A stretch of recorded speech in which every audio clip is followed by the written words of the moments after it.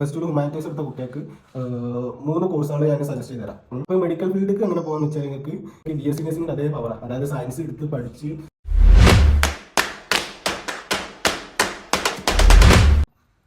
Hello guys, bubble ബസിൻ്റെ പുതിയൊരു വീഡിയോയിലോട്ട് സ്വാഗതം.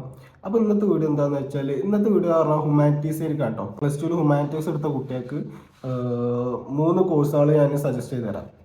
3 പ്രൊഫഷണൽ, അതായത് ഒന്ന് നിങ്ങൾക്ക് ടീച്ചിങ് ഫീൽഡിലേക്ക് പോവാം, അല്ലാന്നുണ്ടെങ്കിൽ നിങ്ങൾക്ക് മെഡിക്കൽ ഫീൽഡിലേക്ക് പോവാം, അല്ലാന്നുണ്ടെങ്കിൽ നിങ്ങൾക്ക് എയർ ഹോസ്റ്റസ്. ഈ 3 ഞാൻ പറഞ്ഞത്. അപ്പോൾ ഈ മെഡിക്കൽ ഫീൽഡിലേക്ക് എങ്ങനെ പോകാമെന്ന് വെച്ചാൽ നിങ്ങൾക്ക് ഹ്യൂമാനിറ്റീസ് പഠിച്ചവർക്ക് കേട്ടോ ശ്രദ്ധിക്കണം. ഹ്യൂമാനിറ്റീസ് പഠിച്ചവർക്കും നിങ്ങൾക്ക് ഈ GNM എടുക്കാം, ജനറൽ നഴ്സിംഗ് എടുക്കാം. ജനറൽ നഴ്സിംഗ് ഡ്യൂറേഷൻ വരുന്നത് 3 വർഷമാണ്. അത് നിങ്ങൾക്ക് എന്താ പറയുക, നിങ്ങൾക്ക് ഈ പുറത്തേക്കൊക്കെ പോകണം എന്നുള്ളവർ, പുറത്തേക്കൊക്കെ വിടുന്നുള്ള വീട്ടുകാരൊക്കെ വിടുന്നുള്ളവർ മാത്രം ഇതിന് പോയാൽ മതി. കാരണം GNM 3 വർഷത്തെ ഡ്യൂറേഷൻ കളയണം, അതിനുള്ള പൈസ കളയണം, എന്നിട്ട് GNM പഠിക്കണം. നാട്ടിൽ പഠിക്കണ്ട, നാട്ടിൽ പഠിക്കുന്നതിനെക്കാട്ടും നിങ്ങൾക്ക് പറഞ്ഞ പുറത്ത് പഠിക്കുന്ന മീൻസ് ഇന്ത്യയിൽ തന്നെ പഠിക്കണം, കർണാടകയിൽ എവിടെയും പഠിക്കുന്ന. അതെന്തിനാന്ന് വെച്ചാൽ നിങ്ങൾക്ക് ഈ പറഞ്ഞ കമ്മ്യൂണിക്കേഷൻ സ്കില്ലും കാര്യങ്ങളൊക്കെ വേണം. കാരണം നിങ്ങൾ അടുത്തത് പുറത്തേക്ക് പോകാനാണ് ഈ GNM ബേസ് ചെയ്ത് കണ്ട് നോക്കുന്നത്, മനസ്സിലായോ? അപ്പോൾ കാരണം ഇവിടെ നാട്ടിൽ സാലറി ഇല്ല. അപ്പോൾ GNM പഠിച്ചാൽ വാല്യൂ കിട്ടുമെന്നുള്ള കുറച്ച് ഡൗട്ട് ഉണ്ട്. അപ്പോൾ GNM അതിൻ്റെ അപ്പുറം പോസ്റ്റ് നഴ്സിംഗ് എന്ന് പറഞ്ഞ സംഭവമുണ്ട്, പോസ്റ്റ് BSc നഴ്സിംഗ് ഉണ്ട്.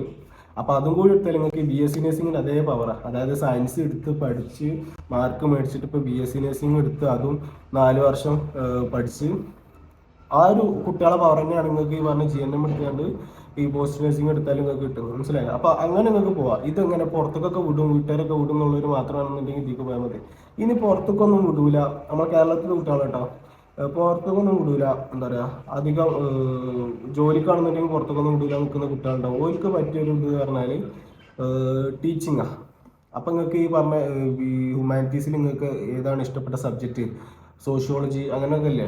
സോഷ്യോളജി ആണ് BA സോഷ്യോളജി, BA സൈക്കോളജി ഒക്കെ ഉണ്ട്. കുറേ ആർട്സ് കോഴ്സുകളുണ്ട്. അത് ഏതെങ്കിലും ഒന്ന് എടുത്തുകൊണ്ട് നിങ്ങൾ TTCക്ക് അപ്ലൈ ചെയ്യാൻ നിങ്ങൾക്ക് നല്ലൊരു ജോബ് കിട്ടും. അല്ലാണ്ടൊന്നും നമ്മുടെ നാട്ടിൽ നല്ല മാന്യമായ ജോലിയൊന്നും ഇല്ല. മീൻസ് എന്താ പറയുക, കുറവാണ്. അപ്പോൾ നിങ്ങൾക്ക് ഒരു ഇരുന്ന് കണ്ട് നല്ല സുഖത്തിലിരിക്കുന്ന ജോലി എന്ന് പറഞ്ഞാൽ ഒന്നുമില്ലെങ്കിൽ അക്കൗണ്ടൻ്റ്, സൂപ്പർ മാർക്കറ്റിൽ അക്കൗണ്ടൻ്റ്, അല്ലാന്നുണ്ടെങ്കിൽ ഹോസ്പിറ്റലിൽ എന്ത് പരിപാടി, അതൊക്കെ നടക്കുള്ളൂ, മനസ്സിലായോ?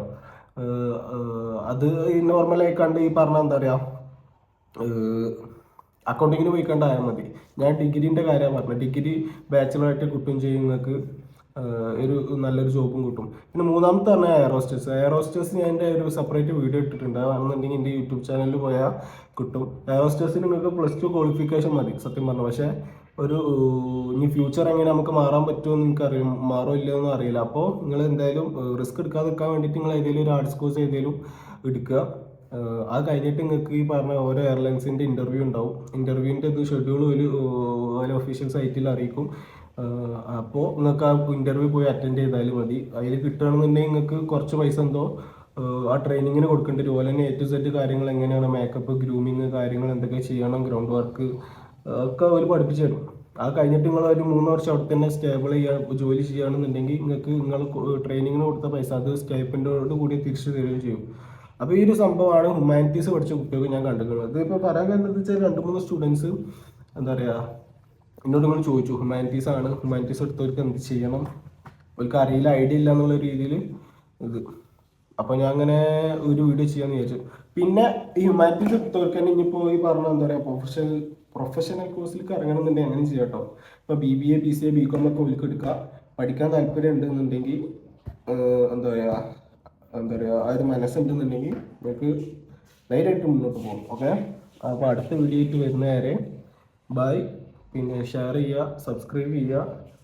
500 ഇങ്ങനെ എത്തുന്നു. നമ്മൾ ഫസ്റ്റ് ക്രൈറ്റീരിയ 500ആണ് നമ്മളെ യൂട്യൂബ് ചാനലിൻ്റെ എന്താ പറയുക സബ്സ്ക്രൈബേഴ്സ്. അത് നമ്മളിത് യൂട്യൂബ് സ്റ്റുഡിയോയിൽ ഞാൻ നോക്കി. അപ്പോൾ 400 ആവാൻ ഇനി 8 എണ്ണമായിട്ടോ അങ്ങനെ തോന്നും. അപ്പോൾ 500 ആക്കണം. ഓക്കെ, നിങ്ങളടുത്താണ്. Okay, by.